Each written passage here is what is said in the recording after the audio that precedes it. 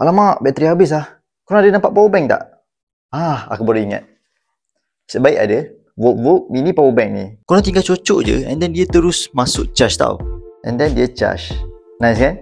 Power bank ni kecil tapi fast charging tau. Dia punya capacity adalah 5000 mAh dengan fast charging 20W. Kalau nak charge iPhone 12 tu, bolehlah charge satu ke dua kali 20% hingga 80% dalam masa 30 minit je. Lepas tu dia boleh charge dua device serentak tau. Satu charge untuk iPhone and then tepi dia boleh charge untuk Type-C punya device. Dia support two-way charging Type-C. So bila korang charge device lain fast charging and then dia charge diri sendiri pun fast charging juga. Korang jangan risau sebab dalam ni dah ada chip yang boleh auto cut off. So dia takkan terlebih charge, takkan jadi short circuit, tak meletup sebab dia ada perlindungan suhu tau. Lepas tu dia unik tau, kat belakang ni dia ada stand. So korang boleh charge phone korang sambil menegak ataupun melintang, sambil tengok YouTube lah kan. And size dia kecil je yang korang boleh bawa dalam poket dan letak kat mana-mana sebagai emergency power bank. Korang boleh dapatkan power bank ni dekat link bawah. Sekarang harga tengah murah tau.